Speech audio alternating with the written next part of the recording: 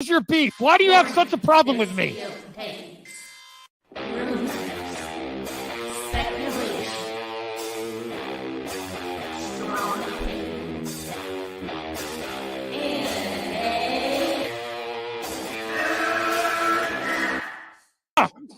Can we get the real Andy? I would prefer the real Andy. Oh, let's get the real Max. I'll take off my mask when you take off your mask, brother. Because who's your new favorite YouTuber, Ian, that wanted to be on the show with us? The Madman. The Madman.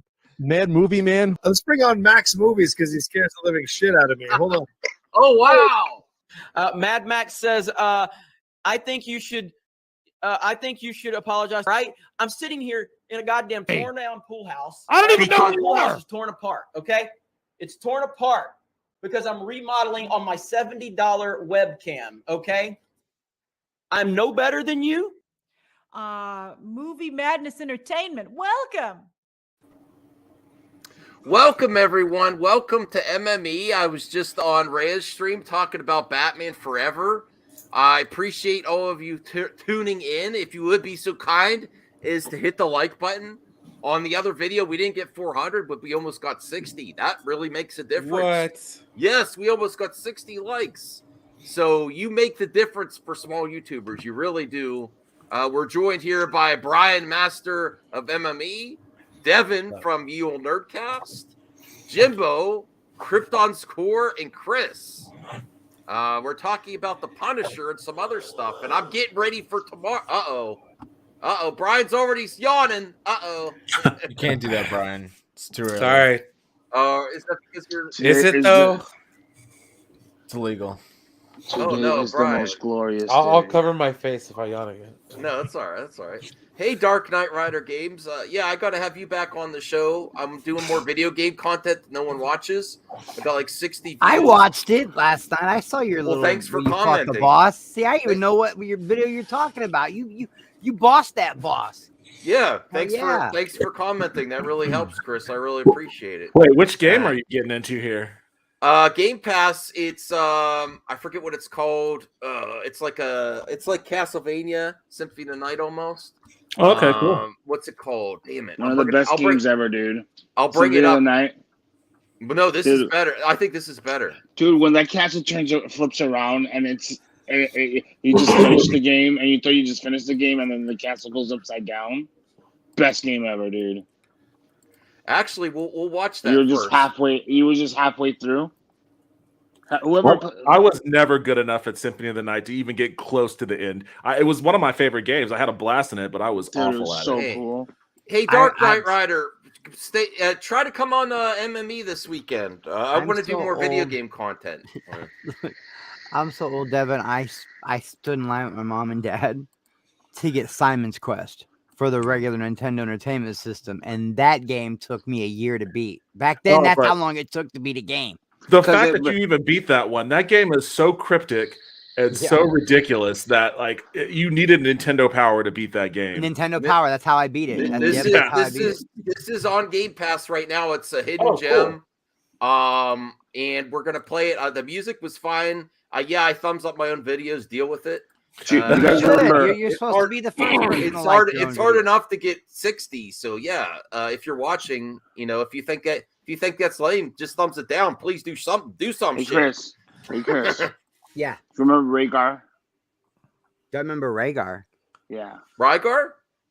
Yeah. You mean Rygar? I call it Rhaegar, but the Rygar, crazy with the crazy yo-yo, the crazy yo-yo. That shit was dope. Dude, I grew up on all that stuff. Yeah. Man. On the weekends, I would run across the street, the alley, cut to the alley, and go into the grocery store. Yeah. That was the only place to rent video games, and I would save up because back then, $50 for a video game was a lot of money in the 80s. It's still a lot of money. Yeah, so I would dart in there and I spend my little $350, and I rent games like Rambo or Street Fighter 2010. A lot of them were great, man. I had one of the original copies of Battletoad. I didn't know. If I'd have known then what I know now, I'd have kept that copy of Battletoads, man. Mm-hmm. Well, let's watch let's watch my gameplay, and definitely check this out on Game Pass, Devin. I don't know, Brian. Do you like these type of games? Yeah, they're kind of fun. Just anything. There are so many moves that she has too. I think it's superior. I think it's superior than Symphony of the Night. Oh, I love stacked side scrollers. Stack No, you when you can't say stack them. that. Yeah. I'll turn the volume down a little bit. He knows I'm live with you right now too, and Brodan's still spamming me with voice messages at that. Not typing, voice messages. Hey, you two want to knock it off? There's a like a you ever play Ikaruga, Devin? Oh yeah, shmup? yeah. You know how you switch and then you different bullets. There's also that if she switches to a different like aura, she gets restored health. She floats. Okay. She has a sword and she has a bow. And the bow mechanic is amazing because it like bounces off you have to like angle it and it bounces off different things to cut ropes. I'll just skip to where I beat the boss here. I mean, it looks cool. It does look like Symphony of the Night a little bit.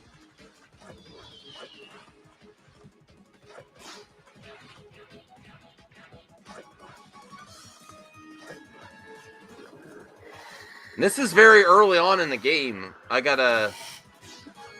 They make you fight a Hydra at the beginning of the game. It's oh wait, what else did they? What other game did they do that? Well, there's Leviathan. Where you fought a Hydra. That was God of War. God of War, yeah, dude, that was crazy. Yeah. There's a trailer, achievement, Abrams defeat. There's a trailer of the game where there's lots of big bosses, so the music's good too. Her running animation is very. Did I tell you what happened to me? I didn't tell you guys. I kind of accidentally erased all my games from my PlayStation. You should be able to get them back. It froze. No, dude. It deleted all my freaking games, dude. So I have to start from scratch, dude. Were they emulated or were they bought? No, I have bought games, and then I have and I bought them from but I can get them back. I'm talking about my save history. I still have the games. You can go to your Oh, okay. You mean your progression? Wow, yeah, that sucks, dude.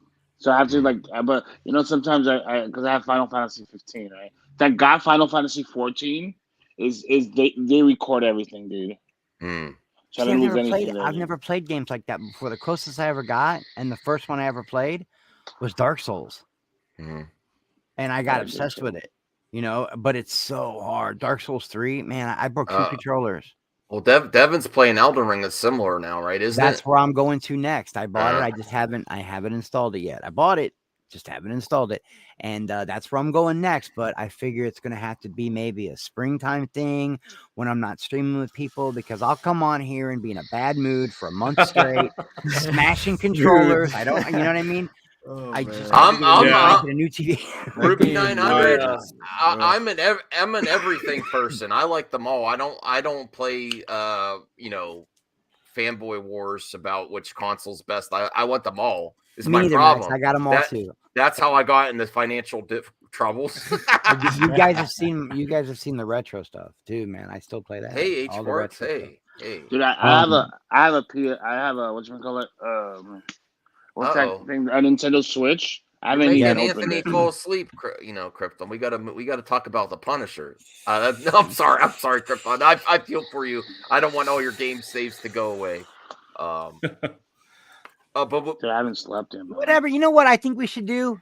What? You know what I think we should do, Max? I think we should do that thing where you talk about whatever you want to talk about at the rate you want to talk about it on your channel. You hear that, Anthony? I'm talking to you, Anthony. Why ain't you even in here, Anthony, with your woke ass? Get your woke ass in here, Anthony.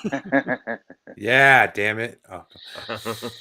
Anyway, before we jump into Punisher, because you guys know. Brian, it's going to be glorious tonight. Tonight is going to be glorious. I can't stay up. I have to wait till tomorrow. I know. Listen, you two.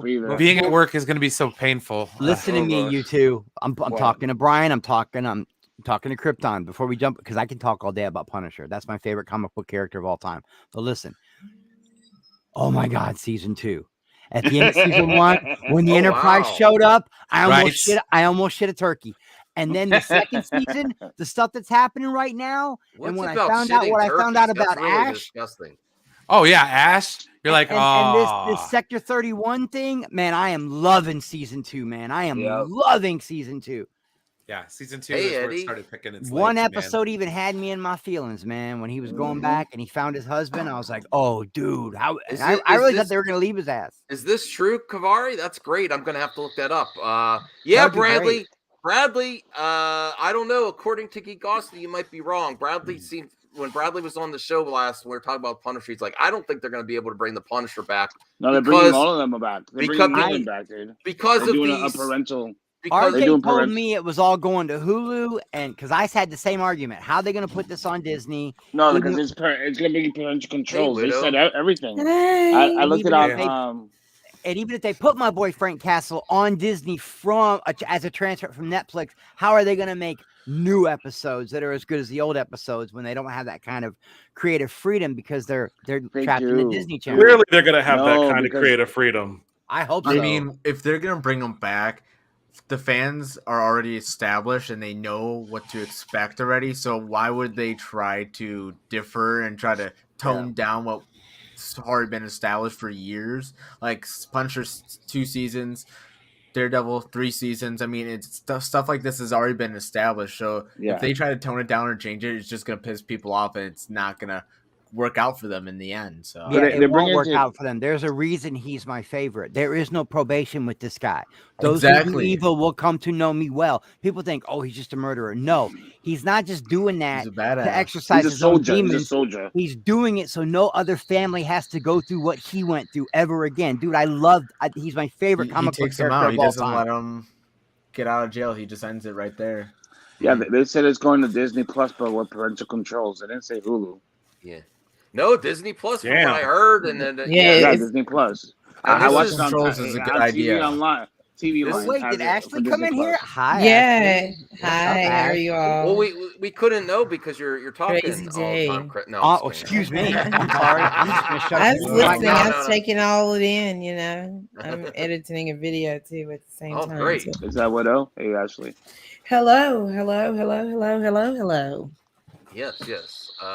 This is good news for the Batman to jumpstart global box office with 225 million launch. Korea already soaring to 2 million. I think I heard that it is getting into China without any issue. Yep. Industry projections, I think they've actually gone up this last week. For Robert Pattinson's movies stand at 115 million to 125 million domestic. I think it's gone up. I think it was like 80 to 100 before. So that's great. And another 110 million to 120 million overseas for a global reach of 225 to 245 million plus. Yes. That's a total worldwide. The movie, which carries a production cost of 200 mil. So there's a little clarification there because there was this report the other day. RJ gave me bad info. No, I'm just kidding, RJ. But he said he said it was 100 million for production. I'm like, wow, that looks great for 100 million. But I think this is 100 million before even marketing. It was 200. No, that's just the production. That's the production of the show. COVID, so it costs 200 million to make. That's not even marketing, dude. Yeah.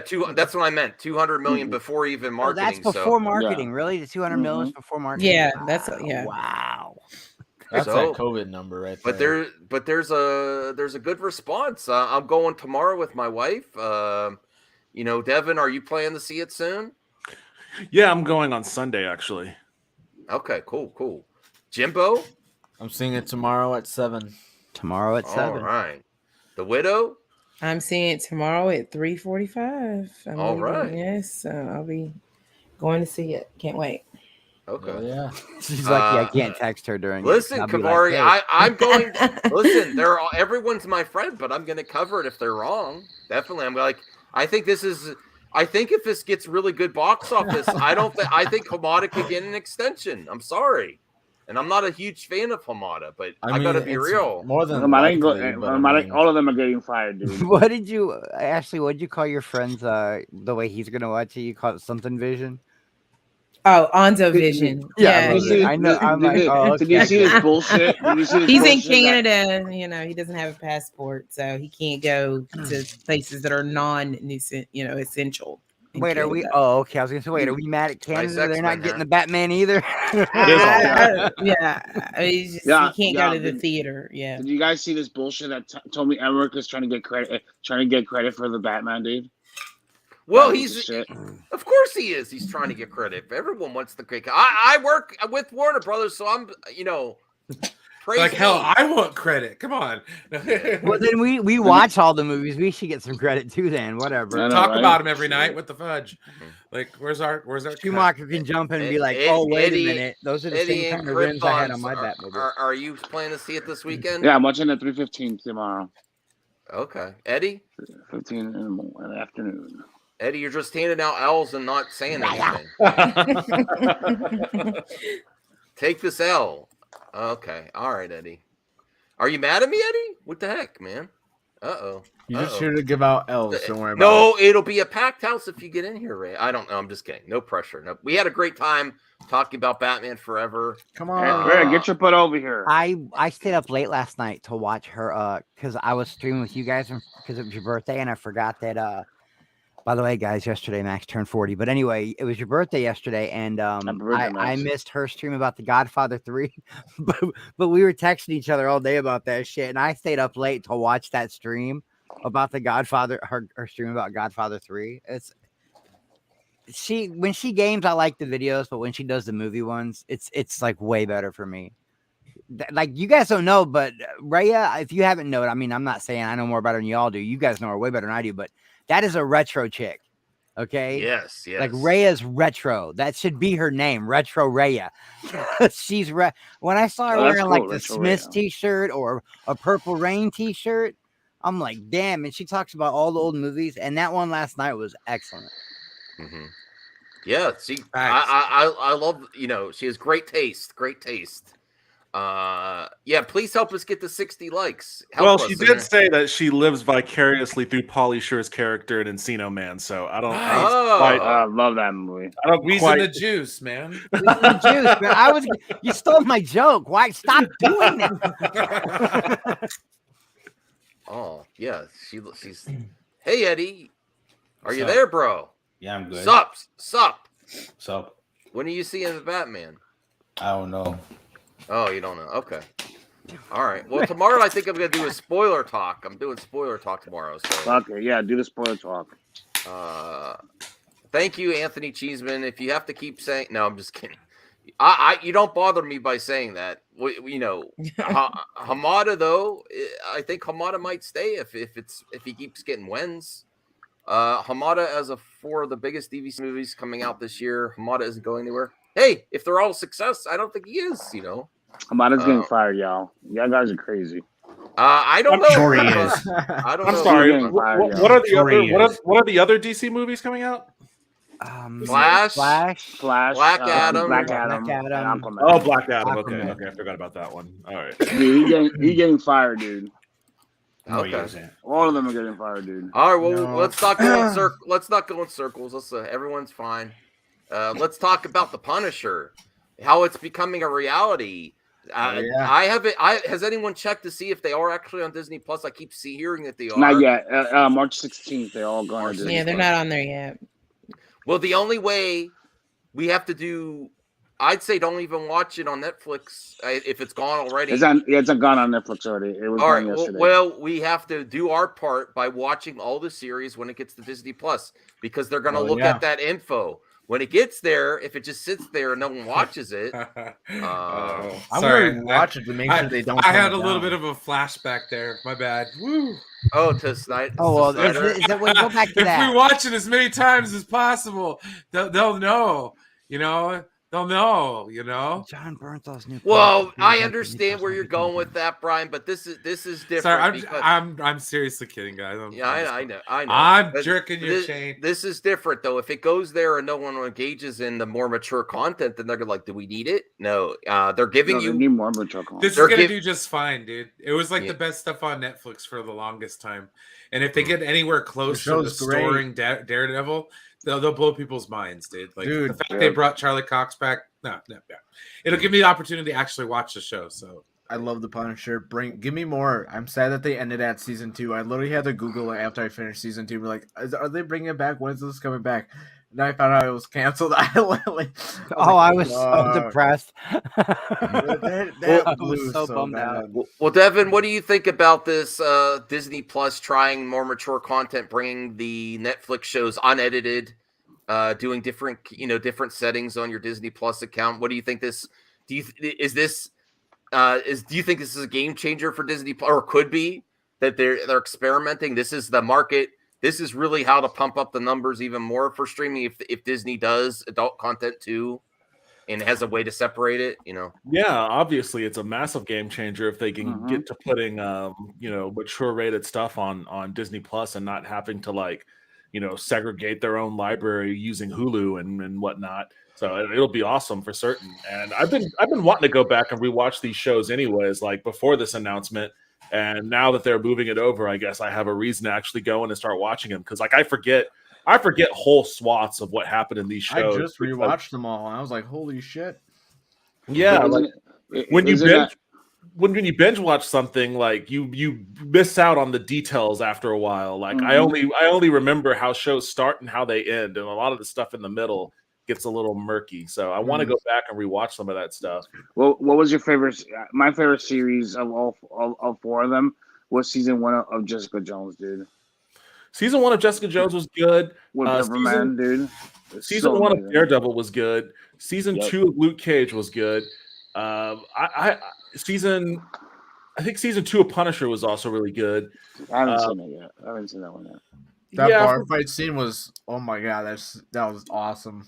Well, I think that Jon Bernthal brought an intensity to that character in season 2 that was like what I was expecting from Punisher. And honestly, I'm super glad that these are all on Disney now. Like they're all being folded into like the MCU proper, because in my opinion, Punisher works best when he's interacting with all the other heroes. Like it's all about, his coda opposite of the coda that other traditional heroes operate with. Spider-Man just has like an intense dislike of Punisher and like that interaction, but like other Avengers are like, some of them don't like Punisher, some of them just kind of turn a blind eye, and there's like the whole interactions there. His interactions with Wolverine, him and Wolverine kind of sort of get along, and there's this whole weird thing with the Punisher in the Marvel universe that I think would make for some great television if they explore it more. Eddie, have you watched a lot of these Netflix shows back in the day, or are you interested to watch them now on Disney Plus, or the Marvel ones? Yeah, Punisher. I watched all of them. It's cool that they're on Disney Plus now, and also Agents of S.H.I.E.L.D. I feel like I never expected it, to be honest, because of how some things were going on in those shows. But I guess parental controls are a thing, so it's like, I guess you don't have to worry about that on Disney Plus when it comes to that type of content. But no, it was cool that they added them in there, because lots of people were saying, people like, I guess now all of them are kind of canon enough to the MCU. But I know back then people were saying, Feige doesn't like them. He wants something to do with those Netflix shows. But obviously, that's not the case now. But it was cool. It was cool to see them. The first season of Daredevil, they mentioned the Avengers in dialogue. Oh yeah, and the show mentions would always mention, but the MCU it was always loosely, and like they will always mention like the first Avengers movie, not like anything current. So it's like, bro. Okay, Brian might head out. I'm super tired, guys. I'm gonna leave in a few. All right. No problem. Well, let's get to Brian then. What's your you appreciate the Netflix series? You're happy to hear that they're considering bringing back. I'm super happy about it because I've never actually watched it. Oh, so I've never watched any of these shows. So this is wow for me. No, any of them. I didn't know this. No, because they told me it wasn't part of the whole story, so I wasn't interested. Well, now now that Hawkeye kind of made it multiverse and part of the story, like I'm really interested now. So I would love to see more of that. Like if that's the actual story for them coming into the MCU, like perfect. I have a quick question. When does Moon Knight come out? 30th. The 30th. Isn't it ironic where I don't know if I'm saying the right word, but the parental controls start on the 16th of March. Convenient. Moon Knight is going to be mature too Yeah. now that I think that's what they did it on purpose for. I'm Because cool Moon with Knight's that. going to be like that. It's going to be like that, like the Marvel shows, like gritty and violent. All right, and bro, stuff like you're that. going way too far. You're really going. That's not happening. What are you talking about? Are you Was talking that about me? Rodan? Yes. Rodan. That's Yeah. funny. But now I feel like we got to make Brian watch it now. That I can't believe. Where should Brian? Okay, I'm gonna. Like, what should I start with? Yeah, that's Like, what I was gonna which say. one should I start with? You start with Daredevil. Iron Fist. Daredevil. Well, like okay, like I know those You want stories to connect though, Devin, right? you want him to Yeah, continue. Don't tell him to start with Iron Fist. So it's like it's kind of like the Arrowverse, but of Marvel, right? Like it goes. I think it goes Daredevil, Jessica Jones. Okay. Then Luke Daredevil Cage. season Luke 2. Cage. Oh yeah, And Luke then- Cage, then Daredevil season 2, and then Punisher Daredevil season 2, 1. then Punisher season 1, and then you just go like that. Yeah. Okay, The last one was Jessica Jones. Season 3 was the last one they made. Oh, I'll have to check that out. And the Punisher And was the And I still haven't watched there's a way of watching it. like Agent Carter or Agents of Shield or anything like that. Agents either, of Shield so. is awesome. Yeah, if you're just getting No, here, it's- smash the like button. All these reminders really help. You really help the show. Okay. Yeah, definitely. I'd say start with Daredevil. Is that the consensus before Brian? Yeah, heads out? Daredevil season 1 was the first one. Yeah. Well, maybe I'll.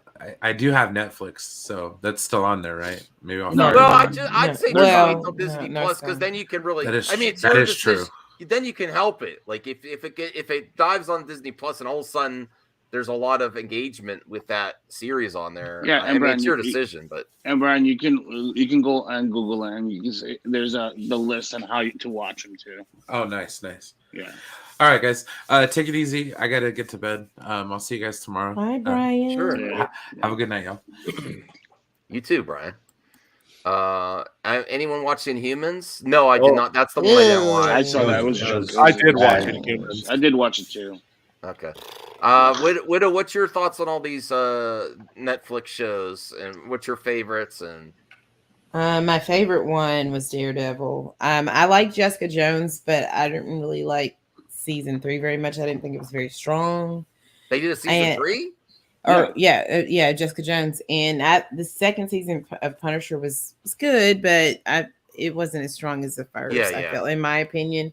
But I'm happy that they're coming to Disney Plus. I've been saying that, like, I knew that Moon Knight was going to be a little bit more edgier and adult, and then the fact that this is happening, I feel like is just, proving that case. And like Max says, everybody watch it because so then they'll know that there's an audience for this type of material on Disney Plus. So that's important for everybody to watch it. Yeah, I mean that's even though Brian was mocking me because of the Snyder fans, like when it gets to HBO Max, watch the Snyder. No, it does. If something, especially something from their old catalog, starts to pop, that's going to send them a message. We want the message that we want more adult content on Disney Plus. People have been missing these shows. Of course, keep it separate from the children. You don't want the children to accidentally go like Phineas and Ferb. Oh, Punisher. No, you want to block them out. I'm okay with parental controls and stuff. But I thought they would have them, but then again, it's Disney Plus, and what do they have on there right now that's so damaging that you need to hide your kids from it? I mean, this would be only content. They did have. Certain episodes of Falcon were we TV 14. We definitely want that female energy. You could come in any time, Belle, if you're concerned about the female energy. I'm throwing her on the, but we're happy to have the Widow for sure. All right, so let's get to this first article that claims, and then everyone says Daredevil, or I'm sorry, everyone says Punisher may not happen. If it does, it's going to be Disney-fied. Deadpool 3 is going to be Disney-fied. I say you just don't know. Let's see what they do. I say Moon Knight is the litmus test. This one is written by Mikey Sutton. He said Jon Bernthal's new Punisher series. He's talking like He's not saying confirmed or anything, but he's acting in confidence in this headline, like it's going to happen on Disney Plus. Won't be tamed down, so that's good to hear. When Jon Bernthal returns as the Punisher, that's also very, very confident in his take. I want this to be true so bad. I want this to be true so bad. Okay. Well, Jon Bernthal wants it to be true bad too. Like, he really wants to reprise the character. I think he's coming back though too. Just based off the things that Feige said, I believe he's coming back. Sure. Krypton's back. So we'll just read a little bit of this. When Jon Bernthal returns as the Punisher in a new series on Disney Plus, it won't be toned down. Insiders add it. Krypton's popping up in that can. And it will follow the same path as the Netflix series. Speaking of, when the Punisher Netflix series lands on Disney Plus, there'll be blood and gore. In other words, Netflix, the Punisher, will not be edited for content in case graphic violence. Now, also, you could groan as you want, but Mikey is taking credit for the scoop that it's not going to be edited and there's going to be adults only option. So, furthermore, this is beyond the canceled Netflix series. On November 26, 2021, I reported that Disney Plus is considering an adults only option. Now it's official. So, was Mikey right? Let me click on this link. Here's the proof. Here's the click. Sometimes he does have great takes. I don't know. We'll get to Eddie first. Eddie might have a lot to say. Jimbo might have a lot to say. But yes, this is the article he linked there.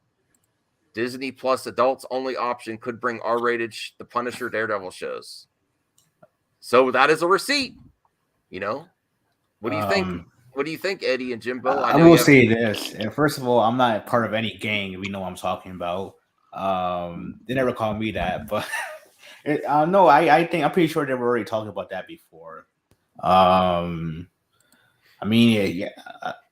Like I said, I really don't care when it comes to like articles. Like just if you want to say report on it for first, and it is what it is. I really could care less, to be honest with you. But we expected it to happen. If they were going to leave Netflix, no. There was a lot of people that said if it comes, it's going to be edited, and they're not going to put certain shows on there. There was a lot of people. I will be real. So I was one of them. Said it was from both sides that they were talking about that. I said I read. No, they said it was going to be edited down, and like you don't edit creativity, dude. Like I said, that's not the point. So it's like I guess if he wants to say he said it first, and I have no issue with that. I really. Okay. Well, Jimbo, and then Devin, do you have anything to add? That's that was a scoop. That lots of people were saying the opposite of that. It's not going to happen. It's going to be Disney-fied. Good job. Good job. Well, no, that's a good scoop because I constantly Scooby Gang approves. Oh, I'm not in that game. Sorry, I made a video about it, but I'm not in that game. There's a way for them also to film Daredevil, anything new if they decide to, and make it strong enough to be adult oriented, but yet not have bones snapping out of people's thighs and arms. Chris, you have to have Daredevil. I want that. Punisher. I want that, but at the same time, Christopher Nolan pulled off a very scary PG-13 Batman. You know what I mean? Like it could be done. Or the Joker when he cut what's his face. When he cut Spawn's face open, and it can be done. I just want the Punisher back as long as they don't dumb him down. Yes. And make him, just don't make him some. I just don't want a Full House episode. You know what I mean? I do have a take on this too. Like the way I see some of this stuff, it's like logic and variables, right? And reason. I don't necessarily think this is like a shocking reveal. Like, yeah, but you guys have to give credit. Okay, let me finish. Let me finish my statement. Okay, go ahead. What I'm saying is, we're not okay. Kevin Feige is not going to mess up with the integrity of the art and edit it down and then put it on Disney Plus. Okay. I don't see that happen. So there's my logic and my reason. Okay. All right. First of all, that's the first step. Second, they're not going to put this material on a family friendly site without then having parental controls. Again, logic and reason. So what I'm saying to you is when you add 1 and 2 together, that is not scoop. That is logic and reason. Okay, so when you think logically and you think reasonably, I mean, I can say a lot of things that I've thought based off the fact that I know the source material and I know the way that things are going within the universe that are scoops. No, it's not. It's logic and reason, and I'm coming up what's going to logically happen next. Sometimes things are actually scoops, okay? But a lot of times when I look at this stuff, it's logic and reason. It's not. It's not a leak. It's just logically what. Well, I mean, okay. Well, let me say something from a logical standpoint. I definitely agree with what she said. Well, let me just say something real quick. The thing is like, who cares if they're right? Who cares if they're wrong? Who cares? Who cares if they're right? That's what I don't understand about this. If he was right, he was right, but people are still hating on him for some reason. That's what we're saying. I mean, I'm not saying that he doesn't get scooped about specific things, and I'm talking about in general about a lot of these scoopers. I'm not talking specifically about this specific person. Okay, I'm just saying that, like, I feel like a lot of times we're like, oh, this scooper, la la la la, when a lot of times it's just speculation in your what is the logical next step here, rational thinking and stuff. That's like it. that. It's just I'm not saying that they don't, but I think a lot of it is just like putting pieces together. But people saying Widow, people are saying, oh, it's not ever going to be on there. It's like, no, that's impossible. It can never happen like that. And I'm like, there's Hulu. Certain people did, on Hulu. But I was one of those people that once I saw Charlie Cox in the MCU, he was canon. Kingpin was canon. I knew that source material was then going to be on Disney Plus, because they're not going to tell you logic again. Oh, these characters are canon. Go to our competitor and watch our shows so you can get caught up on what's going to happen in our universe with these characters and their backstories. No, but I really thought it was not going to be on Disney Plus. I thought it was going to be on Hulu. That's their rated R version of things for Disney. I mean, they have Deadpool and all that stuff on there, but I mean, it makes sense for them that it's to Disney I didn't Plus. know they would do a parental control Disney. I didn't know they were going to do that until yesterday, until they announced it. So I was shocked about that. No, I want to say thank you to Widow. Listen, I've always said you could criticize them. That's a great take. You don't need a source rating. That's just logical reasoning based on the way Feige rolls and bringing your content. And yes, I totally see. So when he's agree. I totally. But I'm get not that. saying that they don't get scoops. But I think a lot of the times that this is them just following what is the next logical step. A lot of the times. Well, Devin, what do you think of that? He was saying in the article, I scooped. He was one of the few saying it in the industry, but seriously, like what Little was saying, it's just logical thinking that they're going to do this, that they want to open up and bring these characters back. What did you think on Widow's comments there? I mean, honestly, like, this is like a discussion about scoops, and I just don't really know or probably care all that much to have like a really weighty opinion. I will say though that Disney does have like some history of editing things that Kit didn't. Yes, that's true. So like they've edited stuff from like Simpsons episodes pretty heavily, and some other things as well. So it's not without precedent that something can come to Disney Plus and then be edited, especially if it was something that was like super edgy. So I don't think it was like beyond reason to suspect that would happen. I'm sorry, go ahead. Sorry, Devin. I was just gonna say at the same time though, like you are dealing with a massive property like Marvel's comic book adaptations, and people can be fans in particular can be sensitive to those sorts of things like censoring and all that. I can understand someone making a following a bread trail of rationality that says that Feige doesn't want to mess with these properties. They want to put it on Disney and not split it out from all of the other MCU stuff, and therefore the logical conclusion is that you're going to have these unedited properties on Disney Plus with some parental controls behind it. I could see somebody reaching that conclusion logically, but I think that it's just as logical to say that Disney doesn't want to have something super violent or gory on the same thing that they're hosting like their Disney princess shows on. Like, I wouldn't think that would be too out of the bounds either.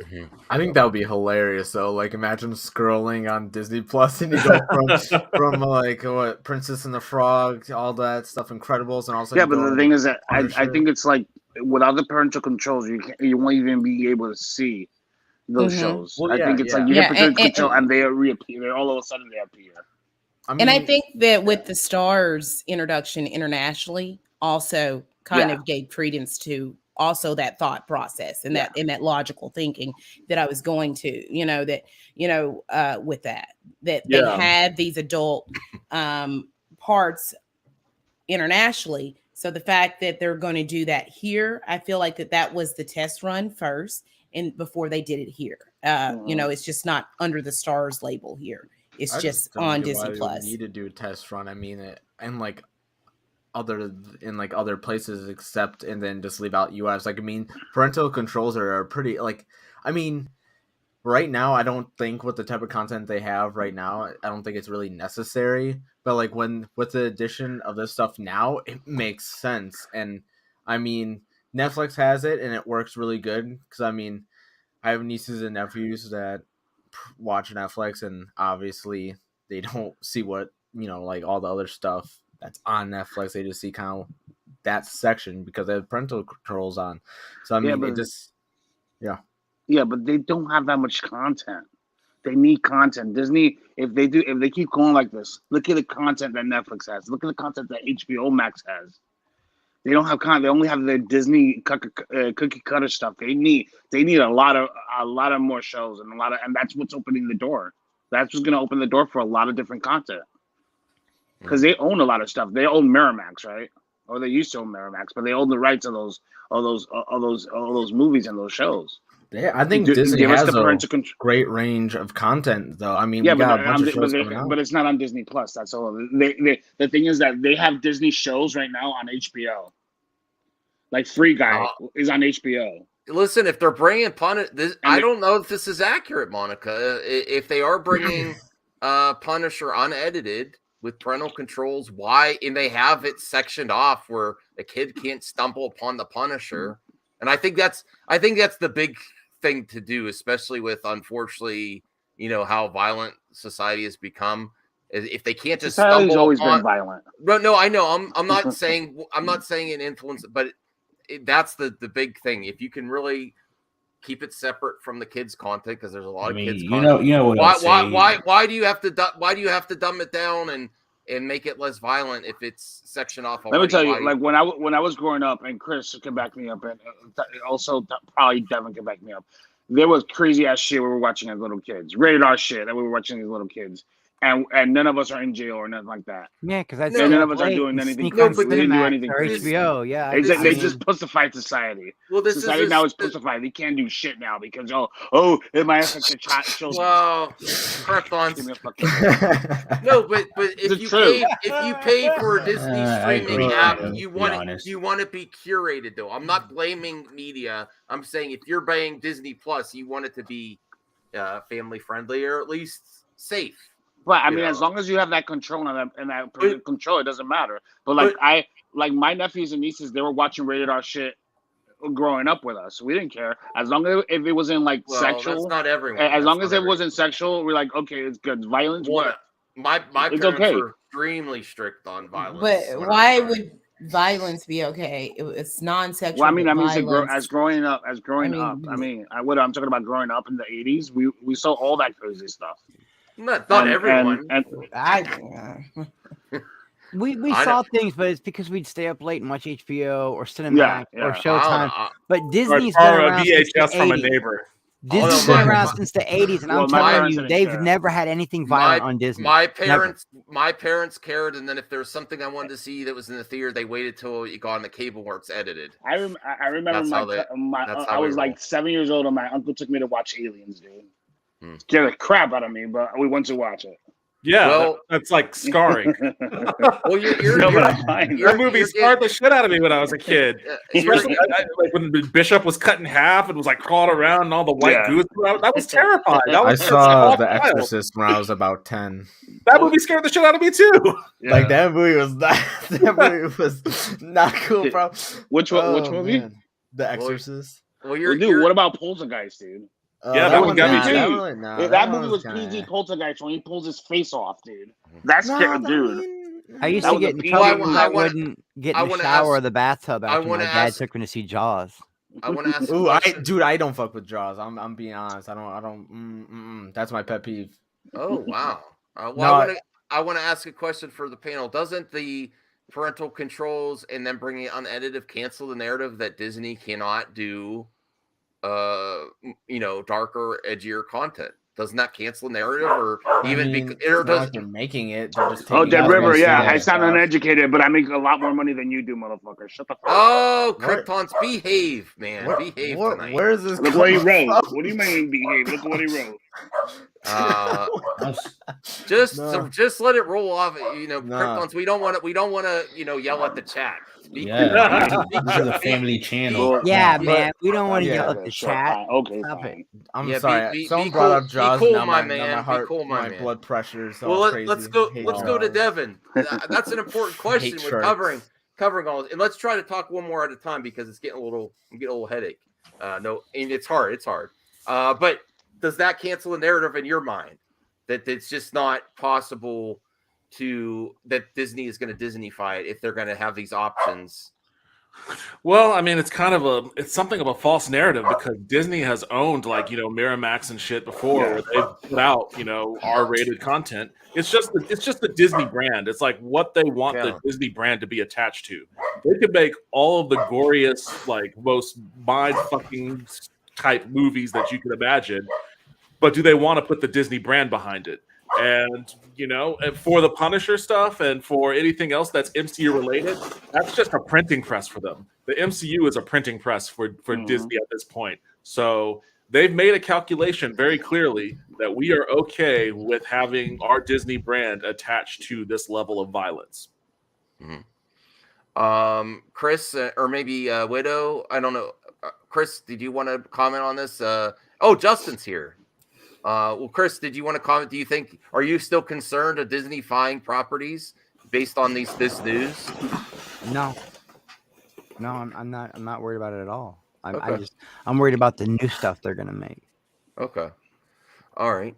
Justin, how are you doing, man? I'm doing okay. How are you? What are we talking about? We're talking about the Punisher and those darker Netflix series, more street level, more violent Marvel shows are all coming to Disney Plus unedited. They're doing parental controls. The concern, if you're a Deadpool fan, Deadpool 3 is going to suck because it's just going to Disney-fy it. They're now opening up opportunities for edgier, darker content, for more mature content, and B section off on Disney Plus. Do you still have those concerns based on the news, Justin? That they're going to do? Based on the news, not really, because I know that the only thing that Disney really cares about is really nudity. With Splash and that film, the only thing that they really cut out was Daryl Hannah's butt. I guess. Yeah, they just made her hair longer. That's all they did. And streaming has become such a competitive market these days. It really it's so competitive that Disney's going to have to up their game if they want to compete with HBO Max, Paramount, things like that. But they do have, like Devin said, they've got Star Wars and they've got MCU. That is a license to print money. Mm-hmm. Those two properties. Well, I'm sorry. Go ahead, Justin. You have anything more to add to that, or you're... No, I think Chris really took it there. Okay. I mean, the only thing that I could possibly add is they have more of a concern, and I guess this is an American thing where there's more of an emphasis on the violence. That doesn't matter. The swearing doesn't really matter as long as there aren't too many F-bombs, I guess, but which would be concerning for Deadpool. But in terms of especially with the new villain. Have you seen? Deadpool? Sammy Hagar is the new villain for Deadpool. No, I'm just kidding. I gotta get a bottle of water. I'll be right back. Shut up, Chris. Get the hell out of here. But no. I think that there's more of a censorship on sexuality. That's true. I think that too. Yeah, in that regard, as opposed to violence. Like we don't give a shit about violence. But in terms of sexuality, no. That's like a big no. Especially if you have nudity in it, and that's where the family-friendly Disney content. That's where they draw the line. It's like no nudity whatsoever. So I don't think there's too much of a reason to worry. I guess in regards to that, if that makes sense. Sure.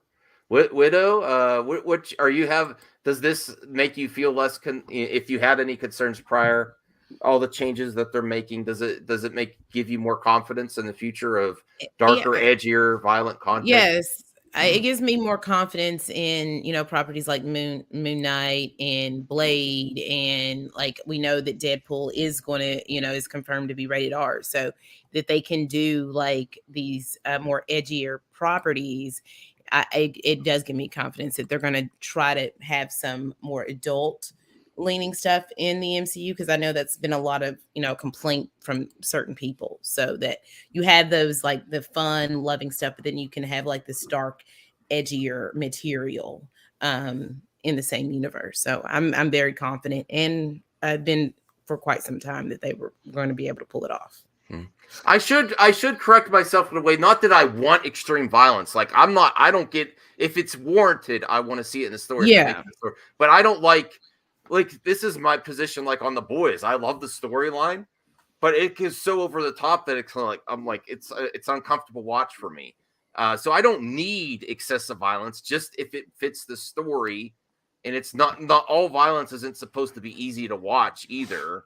That kind of reminds me of what Gene Wilder said before he passed away, like a few years back. He said, there are so many movies that he had seen at that time, so many movies that just had so much swearing, and he said, just stop swearing so much, and like why do you have to swear? Just talk. Just talk. And he even said, and for those of you who don't know who Gene Wilder is, Willy Wonka. he's saying there's these times in movies where they say, oh, go fuck yourself. And if it comes in a meaningful place, he understands that. Like he actually says that if it comes in a meaningful moment, I understand that. But when the whole movie is just a bunch of swearing, that's where you lose him, and that's where you lose a lot of people. So if you're just having violence for the sake of it, and just for maybe shock value, that's where you lose a lot of people. But if it comes in a meaningful moment where it's necessary and it's granted, and you build it up to be that moment, then yeah, of course, that's gonna be a what's the word I'm looking for? I don't know. Forget it. It's supposed to be a good moment. So it's all about the build up to it and what you expect, whatever show it is. That's what you expect it to be. Okay, cool. Hopefully that made sense. Maybe it didn't. I do just want to say though that like Punisher aside, and I guess some scenes in Daredevil, I don't recall the Netflix shows being like super over the top, grotesquely violent. Like there were moments here and there, but it's not like it was like a Splatterhouse sort of thing. And it's not like the Texas Chainsaw Massacre. Daredevil, it was spread out. All right, well, now Punisher, it was. Well, Jimbo might head out, so I just wanted to get his final thoughts on if he thinks this is newsworthy and his concerns or confidence now not that we necessarily need violent content, but if they need to for the story or the character, the future of Marvel with more mature content before you go, Jimbo. I mean, generally, all the Marvel movies have violence in them. It's just that they're kind of toned down. So, I mean, with them adding the parental controls to Disney Plus and adding all these shows that obviously have a fair bit of violence in it and blood. I mean, look at Daredevil season 3 finale. There's a lot of blood there, and same with Punisher. Punisher has a lot of blood and just violence in it. It's kind of like what makes kind of that show so unique to the other ones. It's just, and I guess it's meaningful in that way. And I'm kind of, I would say it gives me confidence that they're willing to kind of go there and kind of touch on these stories that are a little bit more than PG-13, but we just have to see what they do with this. I mean, it's a giant step so far moving forward for Disney content and overall Marvel by adding these shows. And I'm just excited to see what they potentially do next. And hopefully that, Moon Knight, does really good. And it's more than kind of what we saw in like some of the other Marvel shows. I hope I have a little bit more expectations with this show considering the character and all that. So I hope they don't fully Disneyfy Moon Knight, but we'll see. I think it looks really good. And all the stuff, all the news coming out right now is definitely a positive in that direction. So okay. Yeah. Well, thanks for joining us, Jimbo. If you have to head out, I know it's a busy week for everyone with their Batman schedule and all this other content you're working on. So go follow Jimbo on Twitch and YouTube. Black Ops, JB, JMBO1. Yeah. And then yeah. All right. All right. See you guys. All right. Thanks, Jimbo. All right, Kryptons. Does this give you more confidence? Then we'll go to some other movie topics here. I have prepared. Yeah, just give me everything. I don't care. Okay. As long as it's good stories. Like I said, I'm always about the stories. Yeah. I'm like super positive about this news because it just cancels all the narratives that I want to see Disney go to the next level. And this is the big market that they haven't really, even though they have their other studios they use, that's not been on the official Disney brand like this. So I think it's a game changer.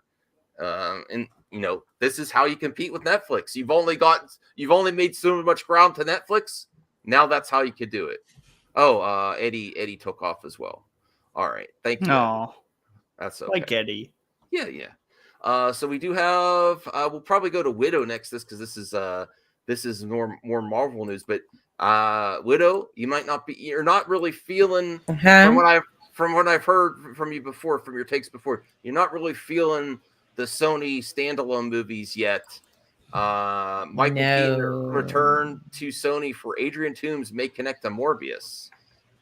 Are you wanting to see this connective happen for? Oh, Eddie's back. I mean, I think that right now, like we're all a little bit confused, but my understanding, like why Adrian Toomes is in this movie. What Spider-Man inhabits this world based off the imaging that we saw in the trailer, which was Tobey Maguire's suit in the poster that had the word murder scrawled across of it. The Oscorp buildings are reminiscent of Andrew Spider-Man. So I'm just a little confused by the universe and what they're doing. Look at the doggy. Oh, come on. She was just destroying something. She knows how to get in the trash can to step on the thing that opens the lid. She brought this to me. Like, thanks a lot, Callie. Oh, look, she's interested. See? Getting in the trash. My wife calls her trash dog. Okay, and can I need to respond because I wasn't finished, Monica. Because no, it doesn't have to be connected to Disney or the MCU to be good. But what it has to be is good. Okay. And Venom 1, in my opinion, and Venom 2 are not good films. Okay. Right. I could agree with that. And they're and it has nothing to do with the fact that they're connected to Disney. It has to do with the films seem like they're out of time, that the films were made in 1999. The jokes are silly. I don't understand why Venom's a loser and why we have Venom without Spider-Man. Okay, so it has nothing to do with it not being connected to Disney. It has to do with more of the property, and it doesn't make sense, and it seems cheesy. And then, you know, and it's a love story. And then you had in the second one was just so bad. So I'm concerned. I'm concerned with this movie. What I was trying to say is that you have all of these different things that are happening, and then at the end of the trailer, you hear him say, "I am Venom." So what world is this? I guess I'm assuming that maybe Adrian Toomes is a variant but I'm excited to see it, but it's also been pushed back 6 times now at this point, and I'm almost kind of like, I don't know if I care so much, but I'm going into it with an open mind, and I want to see the film. Well, correct there's me that. if I'm wrong, Ashley, but I think your take is okay. They're trying to connect these things, but you haven't really seen. You don't have confidence in the way they're doing it or the tones of the stuff. It just seems they're saying that it's going to connect. And then there's this other all plan, but do they really have a plan? It doesn't really. Do you see what I'm? Do you see what I'm saying? Yes, and I need to respond to you. I don't know how you disagree with what I'm saying to you, Monica. Okay, what I'm saying to you is it connected to the Sonyverse? What Spider-Man inhabits this universe? So what is it connected to? Okay, maybe now you will understand the words that I am saying to you. Okay, that is what I'm saying. I'm not saying is it connected to the MCU. I'm not saying is it connect. I'm asking what property, what Spider-Man, what universe does this inhabit? Because it's so many different things that it's confusing across the board. Right. Hopefully now you understand. Can I jump in? This next they don't need Spider-Man. No one's saying they need Spider-Man. We're saying, why are they introducing Spider-Man characters if there ain't going to be a Spider-Man in the fucking movie? Monica, please chill out a little bit. I think Ashley did her best to try to address your concerns. So let's all calm my logic down. is not off. No, I want Sony also to be successful. I still don't think they've proven themselves without the Marvel angle of connecting all this stuff. Some of the tones are off, and I agree. Even though I enjoyed Venom, there's weird stuff in it. Even though it made good box office, I was okay with the first one, Max. It was fun little popcorn flick, but the second one was trash, man. Oh, thanks. Yeah, the only reason why you like the second one was because it was Carnage. Just because I didn't like the second one. I thought just Woody like the was a character horrible version of Clint. I didn't like it at all. The jokes fell flat. I'm not even saying about that. I'm not even saying that. I'm just saying it was because it was Carnage the character. I'm not saying that he did a good job or the storyline was good. I'm just saying the Carnage the character, watching him in live action. That was the only good thing about Venom 2. A live action. Devin, did you see the Venom movies? What's your thoughts on the Sony part of this Marvel verse with what they're doing with Morbius and Venom 2, Venom, and what are they doing? What do you have any confidence in that, or? I have no confidence in Sony movies. Okay. I mean, I feel like Venom and Venom 2 are like the Marvel equivalent of Batman Forever and Batman and Robin. There you go. And I did see Venom 2 in theaters, and there were a couple of times where like a joke here or there made me chuckle, but for the most part, like it was obvious that it was such a campy bad movie that I really just decided to enjoy Woody Harrelson going nuts. And that's really what it was all about. It was Woody Harrelson just being a super wacky portrayal of Carnage. And then after that, it was all just boring. So I don't really have a whole lot of Are you looking forward to Morbius though? No. Oh, I mean, I don't even think. I think I'm the only one. All my friends are like, nah. No, I'm actually, dude. I want to watch Marvel meets Lost Boys. I'm gonna give it a shot. You know, I hope it's good, but Ashley's right. It's been Marvel pushed meets back Lost so Boys. many That's what you times. said. Yeah, it's Marvel meets Lost Boys. I'm in. I'll give it a shot. And I like Jared Leto, but he has fallen flat. His last few movies, you just kind of phoned him in, you know. I heard he was good in House of Gucci. Yeah. Well, I liked him in the movie. I thought he wasn't that bad. who's Darth Vapor? I think it's Krypton's. All right, so here's some breaking news. This is actually a hot topic too, and this is bullshit. This is someone snoring or vaping? I don't know. I don't do either, so I'm vaping. Oh, okay. Well, here's some news about the Batman box office and what AMC is doing, and this is bullshit. This is bullshit because this is not the way to fix things when streaming is becoming more prevalent, and this may be how they even projected a higher earnings for this. They're doing I'll bring up the article. AMC will charge more to watch the Batman for premium movies the first weekend. You're going to have to expect a prior price tag, variable pricing. This is bullshit. This is absolutely bullshit. They're experimenting with like gig economy style, like surge pricing, like when you're trying to get an Uber at a really peak time.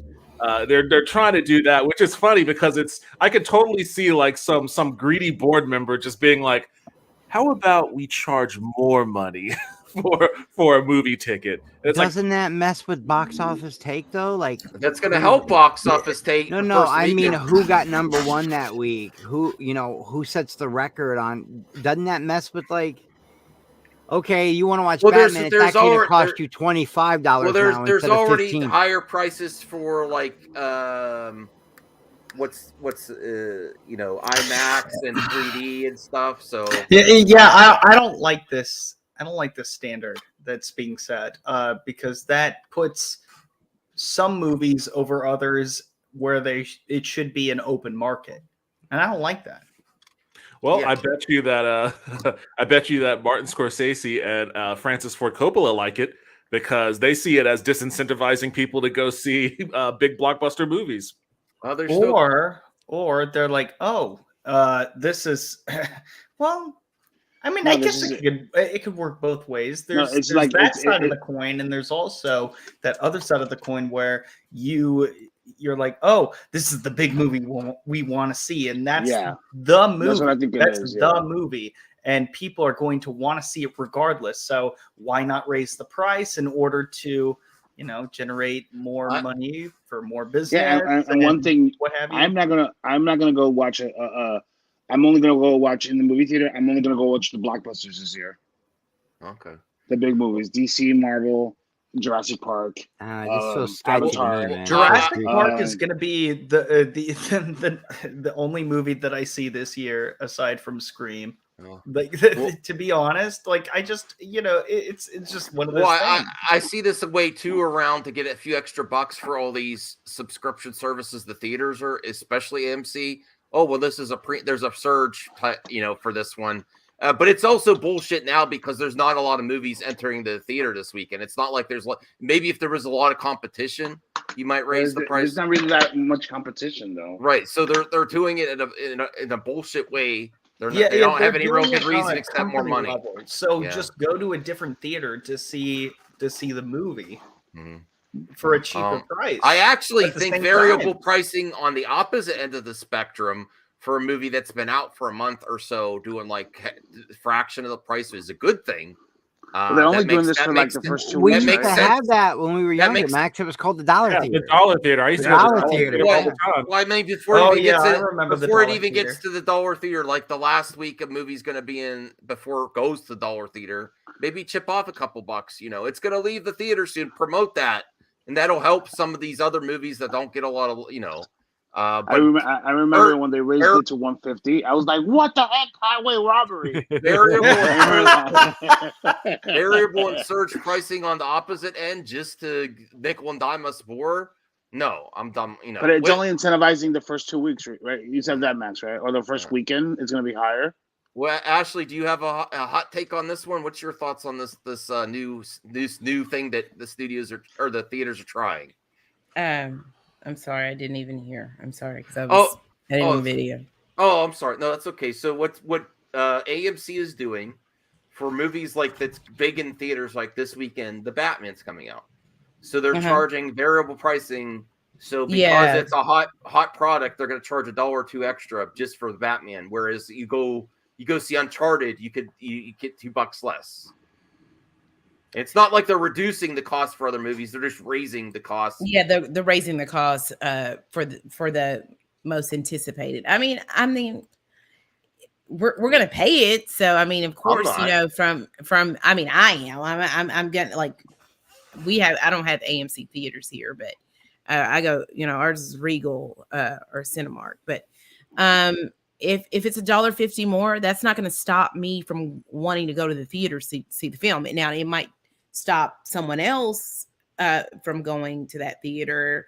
And if you have like a competitor that's like their rate is cheaper, then you go there. But they're going to be just putting more money in their pocket because of the shorter window, because there's a 45-day window, and so their profits also go down because in that, you know, first span of amount of time, the studio makes the majority of that money, and then later down the road, it's the theaters that make more, and then they also make a lot of their money off concessions. So if you don't have that film in that theater past, you know, at least to that 90-day mark, the theaters are losing money. So I understand the price increase for that film, because it only has a 45-day window, and then it's going to be on streaming. So of course they have to increase their profit margin somehow.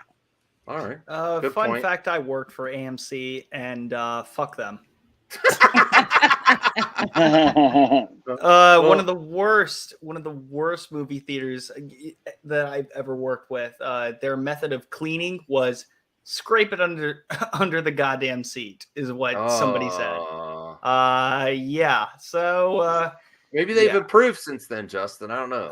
And maybe in some areas, but the one I worked at, nah. Okay. No. Well, Degrassi has an interesting comment here, but I completely disagree with him.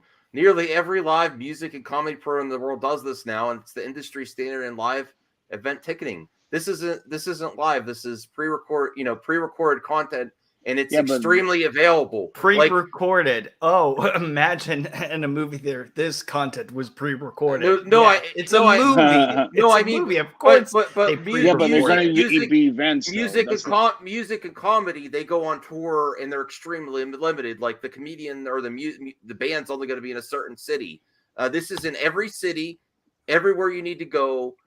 So I understand the great point that it's an industry standard, but I think it's a bullshit standard to impose that on not taking away the art of movies, but it's not the same category to me.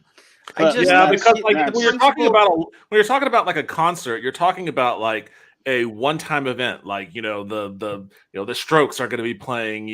That's a one-time experience, and there's only a certain amount of seats. So as the show starts to really ramp up its sales and like seating becomes limited, then you start to ramp up your ticket prices on the availability of the seats there. Because once that show happens, the Strokes go to some other city, and like that your opportunity to see that event has passed.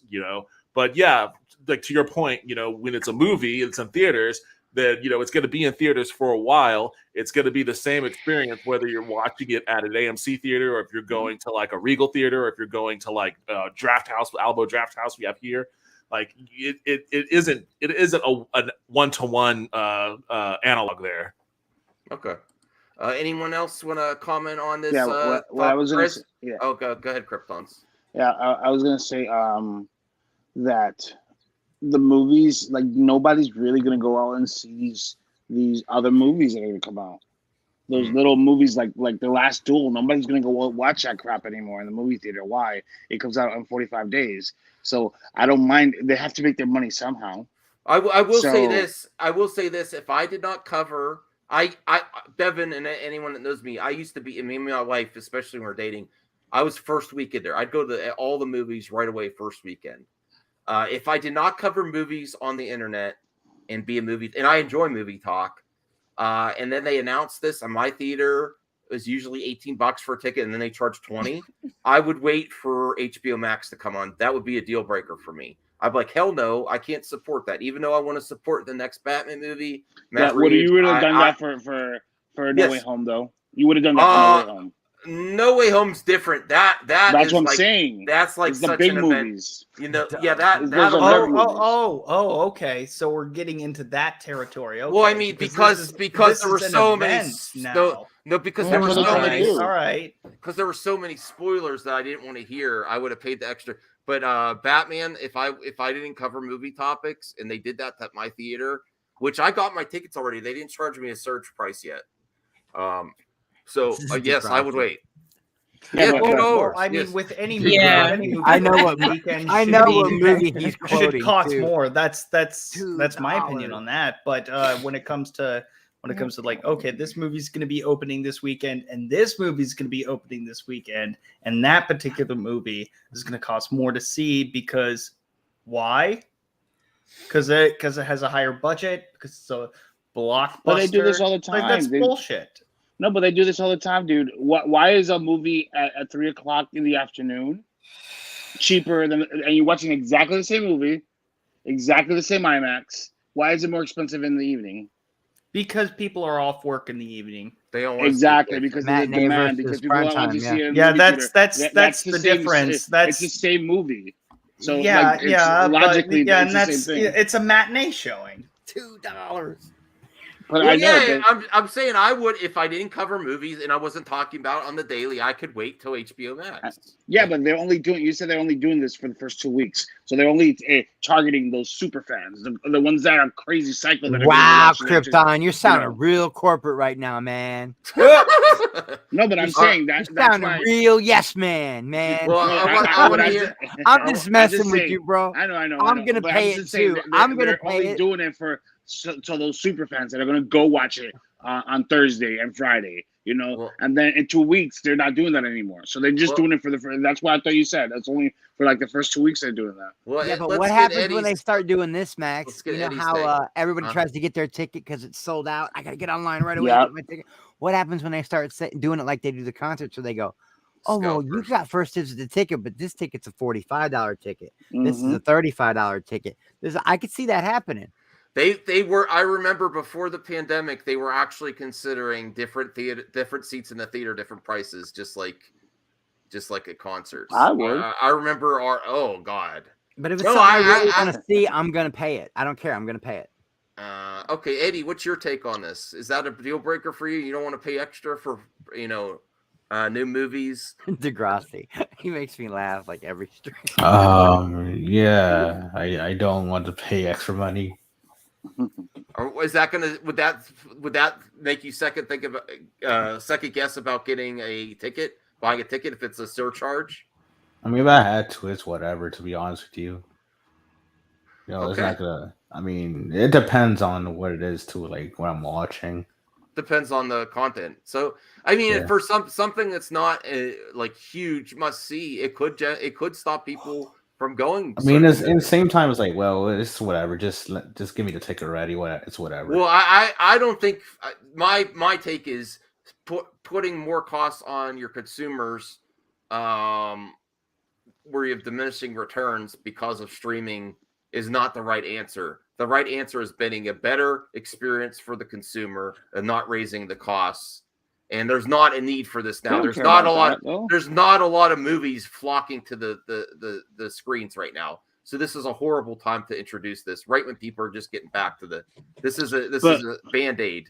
But Max, the bigger problem. In New York, there's a movie theater. There's a 4D movie theater. The ticket was I went to see Batman v Superman in that movie theater. The 4D where the shit moves and all that. The chair is like you're like freaking basically in a roller coaster. You get wet. They actually have explosions, lights, and crazy like that. That experience to me was the best freaking time that I had in the movie theater because I paid for the experience. I paid for the like when it was raining. Do you remember that part in Batman v Superman was raining? You were actually getting wet. Like water was coming down from the ceiling. It was really, really cool. So you pay for the experience. Yeah, dude. It's a Regal on Union and 14th. Union Street and 14th in New York. It's a 4D theater. It's just kind of, I don't know. It just kind of feels like you're flexing on us right now, bro. You flexing on us? No, I mean it's Krypton's so easy to mess with. I'm not fucking. I'm just saying. I spent $35 for that movie ticket. Well, I've been to a theater like that. I want to get Devin. I want to get Devin. Oh, go ahead, Justin. Okay, so in terms of paying for the experience, I kind of get that because I used to live in Los Angeles, and one time I went to the Cinerama Dome, which is a famous Hollywood theater. It's a part of the ArcLight there, which the ArcLight is a chain of movie theaters in California. As you know, like Los Angeles is a movie town, so of course movies are going to be more expensive. You know, it's like $20 to see a movie, just to get a ticket, not including anything else. But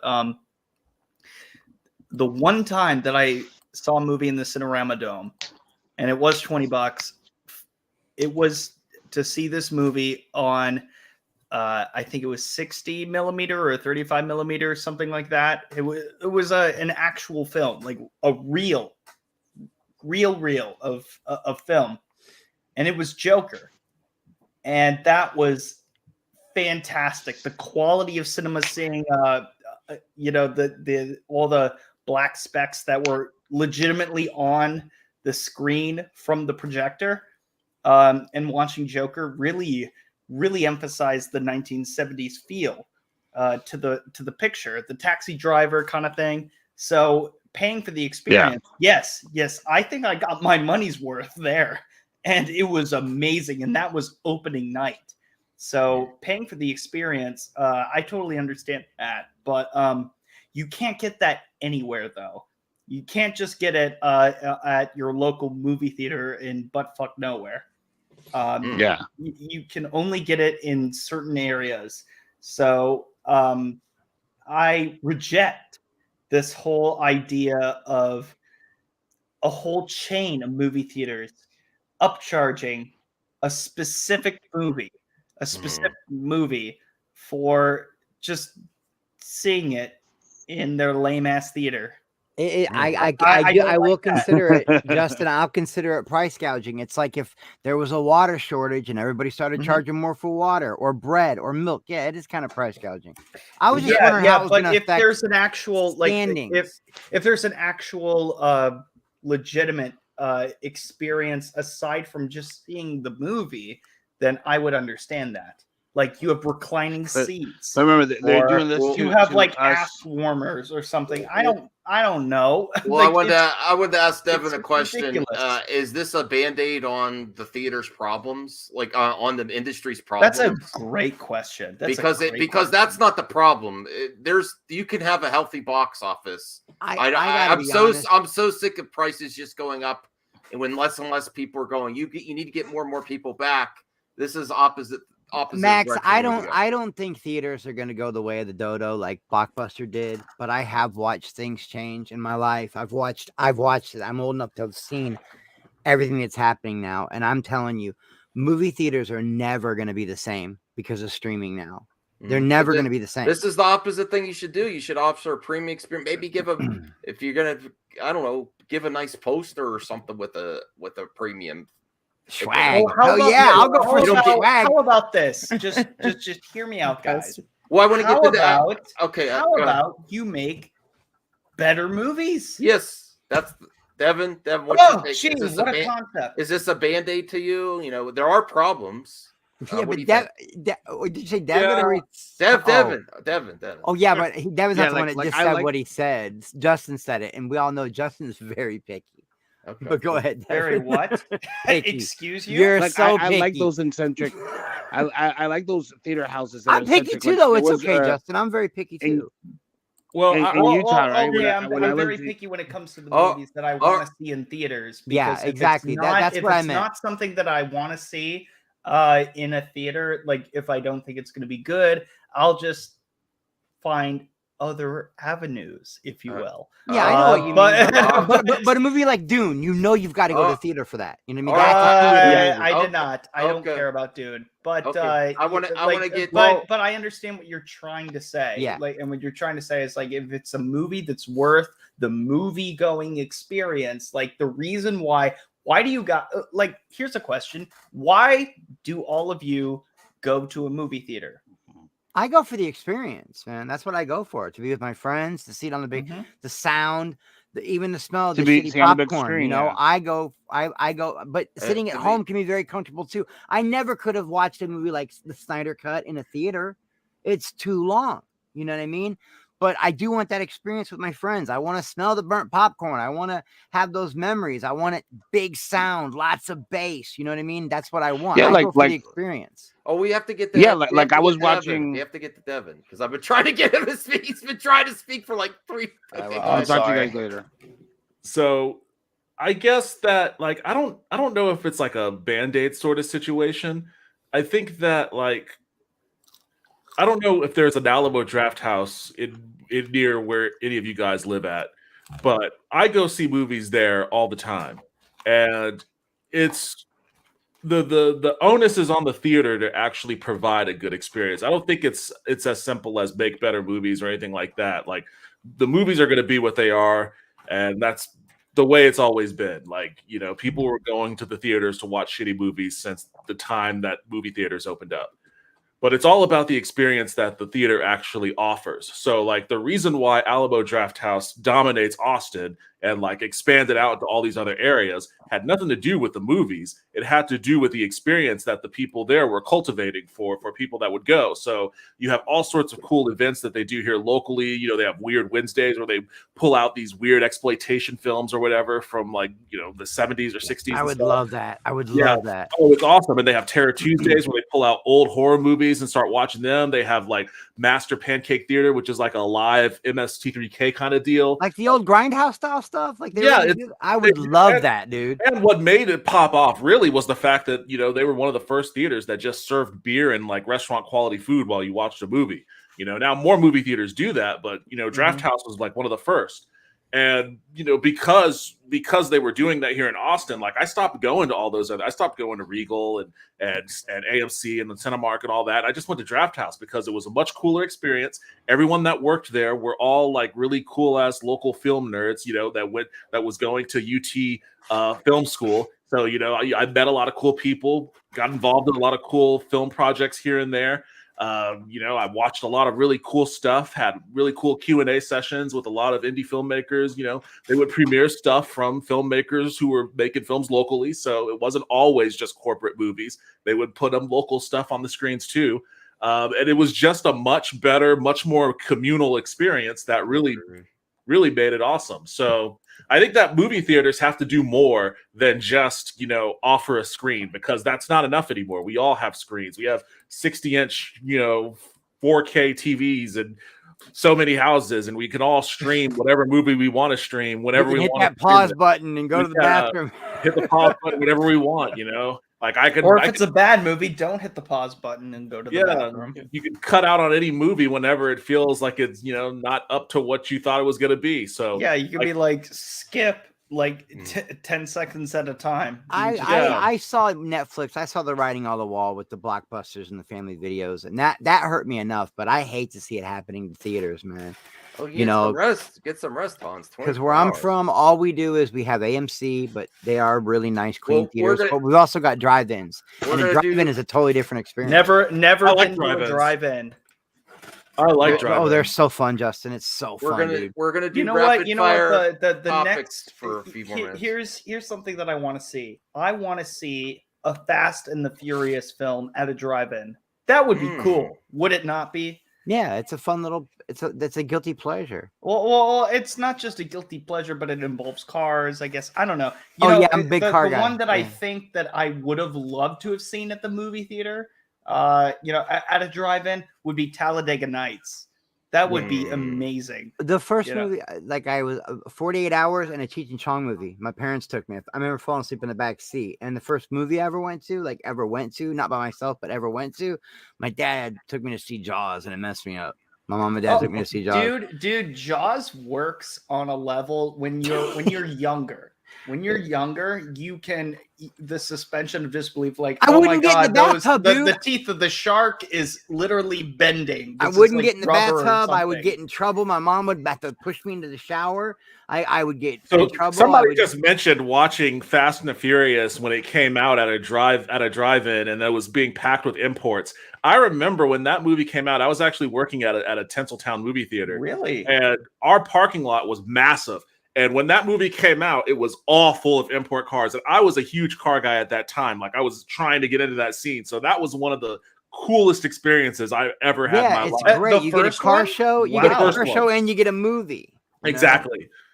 Yeah, so you see a movie like in a very nice car, and then you get the first Fast and the Furious with, Yeah, that would be Vincent. But again, that's talking about the experience that you have that's being curated by the theater, the theater or whatever, whoever's hosting the movie. Like the movie itself isn't doing really anything. Need a gimmick too. You need something to, as you were saying earlier, dude.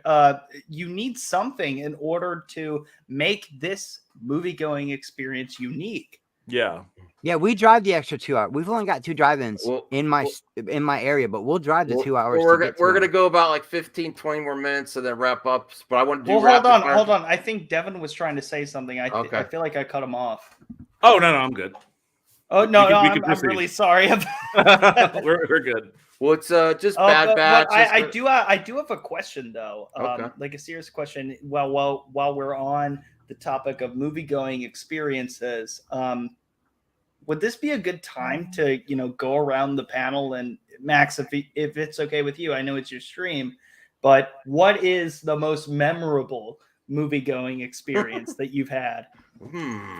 Because Aliens. this would feed Aliens. very well into the topic, and also in general, this could also help for anyone who's watching, like any movie theaters, like what could make it better.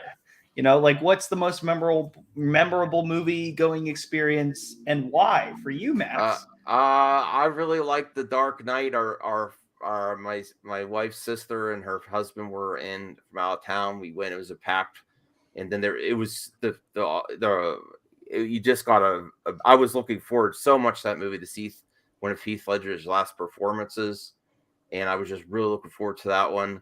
No Way Home was amazing. Actually seeing that's a recent one. Actually seeing them accomplish all their goals, like not feeling disappointed at all. Like they accomplished everything that you could have thought of in that movie. I loved the first Matrix. I loved seeing that in the theater, and it wasn't like super big. Like I saw it right away, and it wasn't like huge yet. And just seeing like, whoa, this is great. This is something different, And I feel bad that they didn't recapture that with the most recent efforts. Like it had none of the impact that first Matrix movie had. That was a movie that should have been one and done. Yeah, seeing the Star Wars prequels in the theater, because I saw the re-releases. I always watch them on VHS, but seeing a new Star Wars film with the Phantom Menace back. You almost said Phantom Menace. I know. Yeah, no, but seeing that back in the day was really amazing for me, And then also seeing Force Awakens. You know what? The other one that was really cool was Rogue One, because that was the first movie, Star Wars property movie that released in theaters that wasn't part of a trilogy, and I love that movie. I thought it was great. I love that movie too, Max. It's one of my favorite Star Wars movies. I'm a huge Jen Erso. So I have a lot there. Yeah, thank you. Yeah. What about you, Chris? The two I remember the most is I lived in Oklahoma because of my dad, Army brat, and when we left Chicago, we went to Oklahoma first, and me and a friend, he's a streamer on Twitch now, but he's a DJ. We got our pictures, our Polaroids put on the wall at the movie theater because I would save my lunch money every day that my mom gave me. And right after school, we would shoot our bikes over. And I watched Alien 93 times in a row. I got my picture put on the wall for it. I remember that. Aliens is probably my favorite movie of all time, even though I tell people it's The Crow or The Breakfast Breakfast in Club. theaters? Yeah, I saw Aliens in theaters. Yeah. I was when it came out. When it came out, yeah. Oh wow. Yeah, it was a dollar theater. And this was back when they would keep a movie in a theater for a year. They would keep movies in there a long time. They would get a 3-month run at a certain price, then they would get a 6-month run at a certain price and a 3-month run, and then they would go to the dollar theater. But the other one I remember the most, Seven, for some reason. A bunch of my friends, we all went and saw Seven, and the end messed us up so bad that we came out and we paid money right then and there to go right back in and see the second showing of it because we wanted to catch all the things we missed. Yeah, I'm a big David Fincher, man, is just one of those dudes I've always, everything he does, man.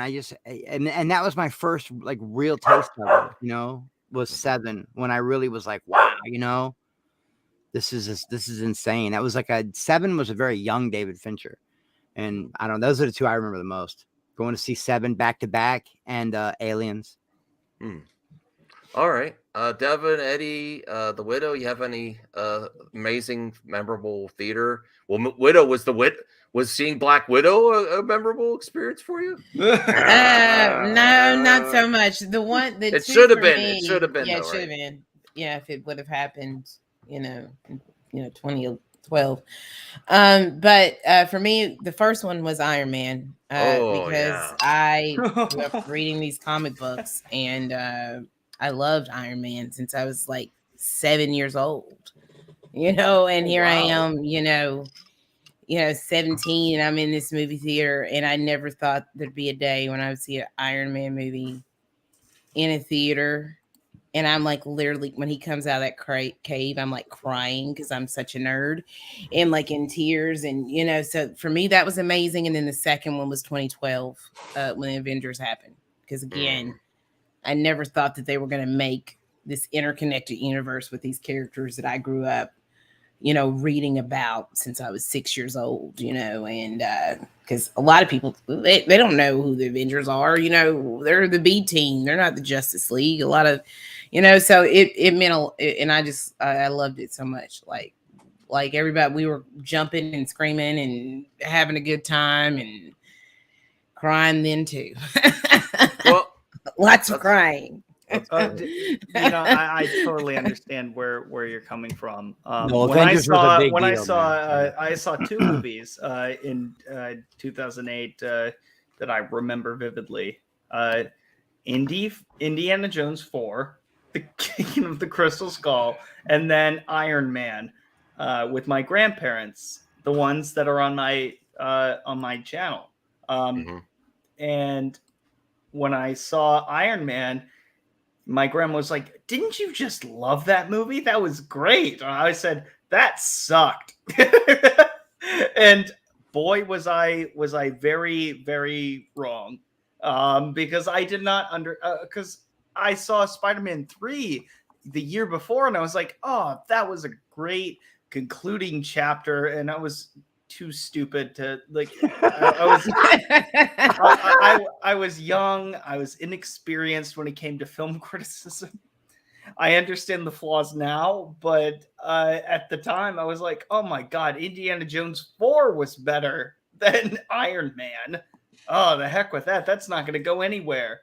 But I didn't know that it was going to be leading to a big event and a bigger event and a bigger event. Oh, and yeah. I didn't even understand that until Infinity War. So yeah, Ashley, when you said Iron Man, that definitely is one of mine too. Seeing that end sequence with Nick Fury, Yeah, that was amazing. I was like, oh, okay, they're gonna try. Yeah, well, we heard like they're gonna try this thing. I was like, there's no way this is gonna happen. That might be the first post-credit scene I've ever seen.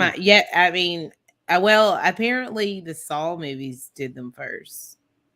And I didn't even realize. I didn't know it either. Yeah, Just they to give started it. It was like the Saw movies. Yeah, I think they did. To give everyone a heads up, this will be the final topic because I'm getting a little sleepy and I might pop over to Enosh because I did a stream before this with Devin and Ray. But who else wants? That is a great topic, Justin, to end the show too. Your greatest theater experiences, Devin. Do you have some good ones? I mean, I've had a lot of really great experiences watching indie movies or maybe some of the bad movie showings that Draft House has done. The Room was always a fun one. I think honestly, probably Endgame, just because of like the bombast and the communal emotion that the entire theater was experiencing. Like everyone was cheering and shouting and yelling and crying and all this other sort of stuff, and it was such a huge momentous thing that it was epic for me. Like I had all those same reactions too, even though I wasn't really expecting to. Like Avengers was never my thing. I grew up totally an X-Men person. I hated the Avengers, and yet here I am, like openly crying when Captain America catches Thor's hammer and shit. And all of that was just so intense. And Avengers Assemble, and there's like a awesome comic book panel that's splayed on the screen with all the characters fighting each other, and the epicness of it, and everyone's cheering, everyone's clapping, everyone's hooting and hollering, and all this other sort of stuff. Like it was a fantastic experience that I don't think I'll probably see replicated in theaters again. Like I imagine that I don't even know what would be comparable to what that experience was like, but it was that epic and that intense that I walked out of that theater being like, wow, I'm probably never going to have a theater going experience like that again. All right. Eddie, in your I know this is middle-aged madness that you keep saying, as a young man madness, any amazing theater experiences? I don't know about amazing, but I guess I can I would use the word amazing when it comes to one of mine. But I definitely had a very happy time one time, I guess. And I know I'm gonna sound like the biggest hater right now too. What you had a very happy time one time? Oh my god, this guy up here, he clearly got a hand job at a theater or something like that. Oh gosh. I'm not gonna talk about that one though. But let me get to that. No. The reason why I said I don't know what you said, but no. No. I'm gonna bounce out of here, Max. I got a phone call. Thanks for having me on. All right, thanks, Chris. You guys are all amazing. I love you all. I'm out. Peace. No, I remember. I think it was Aquaman. I went to watch Aquaman. I love Aquaman. It's my favorite DCU movie. But at that time, I wasn't really feeling DC because of circumstances with some movies. Being kind of let me just say not so good in terms of what I thought. But no, I was surprised with the movie. I liked it. I was like, oh, this movie's pretty damn good. This and that. And I was getting hyped for DC again and all that stuff. And I was like, because I was not feeling it back then when I used to go to watch something like Suicide Squad or VVS and stuff like that, especially Justice League. I at the end of the year almost wanted to leave after that, seeing all that mess. But no, Aquaman, they're definitely wait. You almost walked out of the theater? I was thinking about it. I was like, damn, what the like towards the end, because I didn't really feel like staying at, because I was like, damn, this movie kind of sucks ass. But no, that definitely helped me. And then when I saw the movie, I was like, damn, now I'm definitely excited to keep watching DC movies. Now that I know that they're shifting in tone, another direction. Someone's not making these movies anymore. Certain someone. Yeah, I know I'm gonna sound like a hater, but that was my mentality back then. But yeah, I had a great time there, and then since that, I've been keeping up with the DC movies after that, because I would have just stopped watching them all together. Okay. Well, I'm gonna call it a wrap on this show tonight. Thank you, Devin. Go check out your old Nerdcast, or does a lot of collabs with Rhea too. That are a great duo. They have great topics about movies, music, and video games. So go check them out. Go check out the stream we just did an hour ago on Ray's channel. Go check out Eddie. Definitely go check out The Widow, and maybe Justin Proper. No, definitely Justin Proper. I'm just kidding. Yeah, damn. So I don't get it. Definitely. That's kind of messed up. Definitely Eddie. Definitely Eddie. Maybe. Yeah. Maybe Eddie. Yeah. Maybe on Look, Tuesdays. how could you say no? I'm sorry, but how could you say no to that beautiful smile? Yes, of course. Watch all of It's Eddie's so videos. innocent. It's so innocent. Yeah, Watch them all. He Please. loves doing that. Stop Yeah, he practicing does. in the mirror, dude. He just stands in the mirror for hours. I know. Oh, don't. Oh, all right. But before we go, I want to share one movie going experience. Okay. Friday the 13th, the recent one that came out in like 2009. I say it recent, but it was like over a decade ago. But it was one of those movies where a manager had to come out and say it was like the opening day. It was actually on Friday the 13th when I saw it, and the guy was he said this movie has strong violence, strong language, strong sexual content, and nudity. And then the entire theater was like, yeah. It was, I don't think anything can beat that.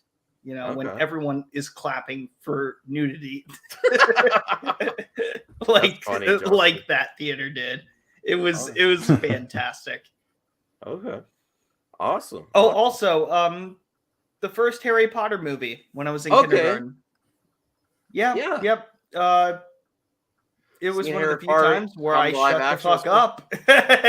Oh, wow. Say a word. I was speechless after that movie because all I knew about Harry Potter was it's about Harry Potter and then, I don't know, fucking Jack and Jill. Like, for all I could care, it's like Harry Potter and his friends. And then, like, that's all I knew about the movie. And then when I saw it, I was like, this is amazing. My mind was blown. And that's around the same time that I saw Fellowship of the Ring, which is another movie that I was like, oh my God, this is amazing. Yeah. And you know what? These kinds of movies are why we go to the theater. Mm-hmm. Mm-hmm. It's why we go to the theater. It's not just because of the experience of like you can recline your seat and you just have a dab pen and just like smoke some weed there. I'd like whatever. to see cartoons in front of them too, like Pink Panther or I do want. Oh that yeah, absolutely. But the reason why we go to the theater is because we want to have a great experience with a great movie, and when we have a shitty movie, it's awful. But when we have a good movie, a solid movie like Return of the King, I felt bad for going to the bathroom because I didn't want to miss anything. Yeah. But that's the kind of movie that you want to see. You want to see like the greatest movie of all time. And I feel like that a lot of Batman. I don't know. I'm rambling, but it's just like the reason why we go is because of the experience and the memories that we have, and we want to always kind of recapture it. And whatever we can do to do it, it's cool. But sure. I'll shut the fuck up now. Oh well, thank you, Justin. Thank you for shutting the fuck up. For sharing and shutting the fuck up. Well, I'm trying to end this. No, I'm just kidding, Justin. I do. I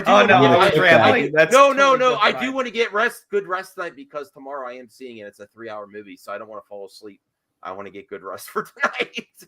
So thank you for watching. Go check out Devin and everyone else on the crew, and have a good one. And enjoy the movies, especially this week. Bye, everyone.